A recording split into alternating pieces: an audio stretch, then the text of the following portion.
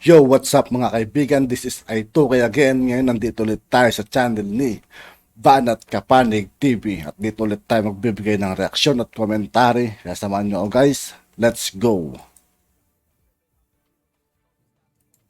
Ito ang balitang pinag-uusapan ngayon sa social media. Senator Ronald Bato de la Rosa galit na galit sa 5 patrolman dahil sa pagsisinungaling nito na paluhod at nagmakaawa sa pagdinig sa Senado. Senator Rapi Tulfo ginisa si Lieutenant Colonel Ibanez. 5 pulis kulong sa Senado. Pero bago ang lahat mga kapanig, kung bago ka pa lamang sa aming channel. Guys, sa lahat ng hindi pa nakasubscribe kay Banat Kapanig TV, mag-subscribe na po tayo at huwag nyo rin kalimutan mag-subscribe dito sa aking channel. Tuloy natin guys. Ay huwag kalimutang mag-like, subscribe at i-click ang notification bell para mas maging updated ka palalo sa lahat pa ng bagong video na i-upload namin. At ito na nga mga kapanig, sa pagpapatuloy ng pagdinig sa Senado patungkol sa pagkakasangkot umano ng mga opisyal ng kapulisan drug case sa Maynila. Sa ginawang investigasyon ng NAPOLCOM, kitang-kita sa CCTV footage na ilan sa mga opisyal ay talagang may ginagawang kabalbalan at kitang-kita na nagsisinungaling ang mga ito, na bago pa dumating si General Domingo ay naghahakot na ang mga ito ng hinihinalang droga at nililipat sa katabing building na pagmamay-ari ni Jimenez.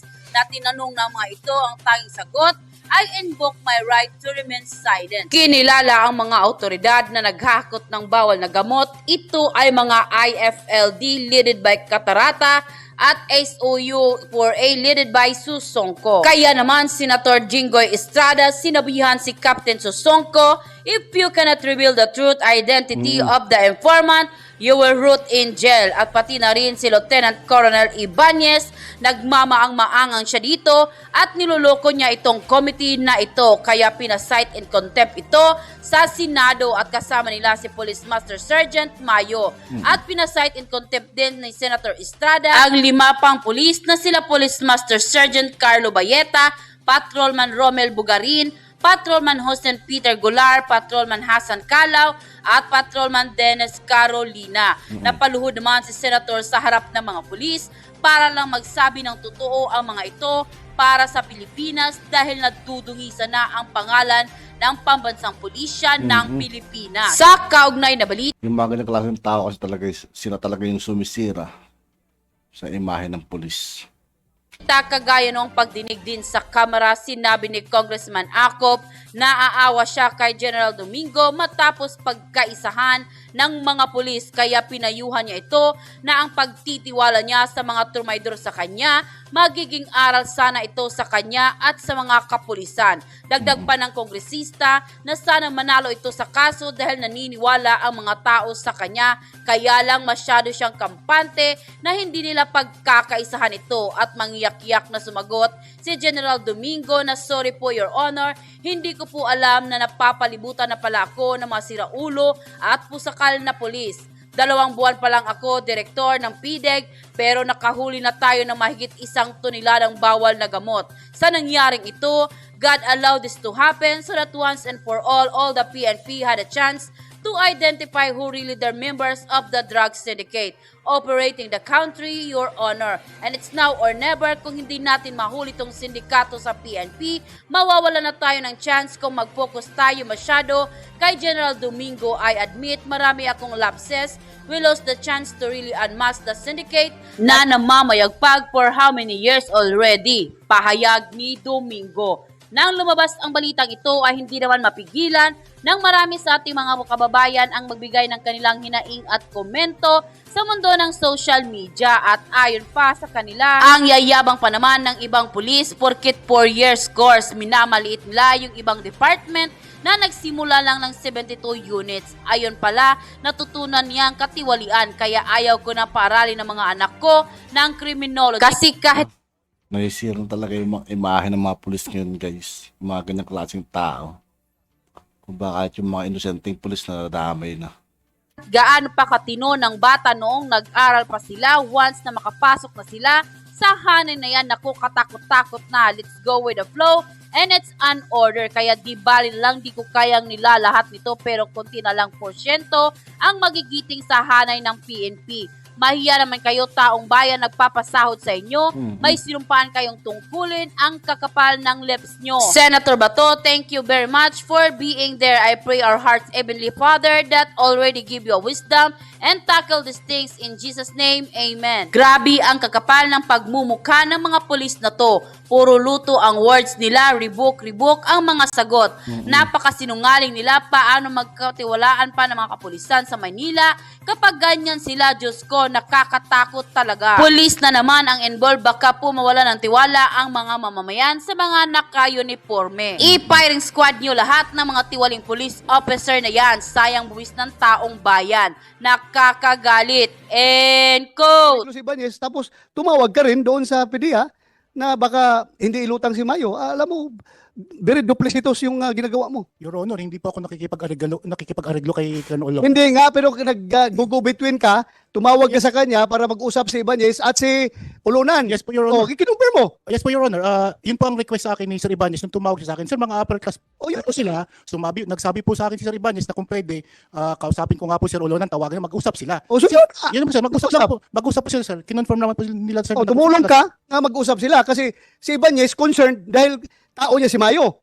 Hindi ko na po alam yun, Sir. Pero hindi alam. yung sinabi niya lang po sa akin, Alam. Sir, ang sinabi niya po lang po sa akin is, kung pwede, kausapin ko si Alam mo, Sir Ulunan. Yan lang po, Sir. Maraming, marami ka pang dapat i-explain dito. Gonzales, marami kang dapat i-explain. Tumawag ka kay Colonel Ulunan na sabi mo, Sir, nag-usap na ba kayo ni Colonel Ibanez, Sir? Pagbigyan mo na lang siya, Sir. Tapos sinagot ka, nandito na ba si Ulunan? Wala pa. Okay, nasa house. Sinagot ka ni Ulunan na, alam mo ba, Glenn, kung gaano kalaki itong shabu na ito na nakuha? At binabaan ka at sumagot ka, yes, sir. Alam ko, sir, trabaho namin yan. Ano ibig mong sabihin ng trabaho namin yan? Sir, actually, Sir, hindi po ganun, Sir, yung pagkakasabi ko, Sir. Ang pagkasabi ko, Sir, kung pwede mag-usap daw, kasi nung tumawag ako kay Colonel Ibanez, sabi po ni Sir Ibanez na tawagan ko nga po si Sir Olonan. Mag-usap daw sila. Yun lang naman, Sir. Nag-relay lang po ako, Sir, ng information na mag-usap daw sila, Sir. Kaya tinawagan ko po, Sir, si Colonel Olonan, Sir. Nung sinabi po siya ni Sir Olonan, Sir, na Sir, yung sinabi niya po, Sir, na yung tungkol sa nahuli, Sir, ang information ko lang po noon, Sir, nung time na yon, Sir, is 2 kilos lang po, Sir, yung nalaman kong information, Sir. Binigay po sa akin, Sir, ni Lieutenant Amerol, Sir. Kaya yun lang po, Sir, ang alam ko. Hindi ko pa po alam, Sir, na 500 kilos mahigit, Sir, yung nahuli, Sir. Siya po ang nag-inform sa akin, Sir, na may nahuli po, Sir, na malaking halaga, Sir, ng shabu, Sir. So meaning, ang unang pagkaalam mo, 2 kilos lang. Yes, Sir. Yes, Sir. Yung pagka-bypass ni Mayo o Yes, sir. pagka-intercept kay Mayo. Yes, Sir. Hindi mo alam yung discovery ng WPD na 1 tonelada. That time, Your Honor, hindi pa po, Sir. Nung tumawag ako sa kanya, Sir, ng 307. So ang gusto mong magkaarigluhan si Ibanez at si Hindi po, kasi sabi mo man na, sir, pagbigyan mo na, sir, para hindi masira itong PNP, hindi masira ang PIDIG. hindi po yun, Sir, ang pagkakasabi ko, Sir. Ni Ang Ibanez, pagkakasabi ko lang po, Sir, is Ibanez, Ah. makinig ka, ha? Huwag ka magsinungaling dito. yes, Sir. Sabihan kita, huwag ka magsinungaling dito. Dahil for all you know, ikaw ang pinakamahiwagang personality sa investigation na ito. Yes, Sir. Ikaw ang pinakamahiwagang subject sa investigation na ito. Meron kang duplicitous role dito. Very duplicitous. Nagdududa ako sa iyo, bakit? Bakit tumawag ka kay Ulunan na pagbigyan si Ibanez para hindi masira ang PNP? Gusto mo maariglo ni Ibanez yung problema ni Mayo kay Ulunan, kaya hindi ka kinakausap ni Ulunan. Gusto mong maariglo. Tapos at the same time, tumawag ka rin kay sino yung taga-PDEA na tumawag kay General Villanueva? Director Alvarinho, Your Sino tinawagan mo? Director Alvarinho, Your Honor. Oh, tumawag ka rin kay Albarillo na baka magka-arigluha, baka magka-cover up ito, hindi matcha-charge si Mayo. So very conflicting yung papel mo dito. Yes, sir. Tawag mo isa, gusto mo maariglo yung problema ni Mayo, nakiusap sa iyo si Ibanez na i-connect ka siya kay Ulunan. Ngayon, tumawag ka rin kay Albarillo, advising Albarillo napasabihan si General Villanueva na baka magkakaroon ng cover up, sir, kailangan si Mayo mag-surface. Nagaguguluhan ako sa papel mo dito. Yes, Your Honor.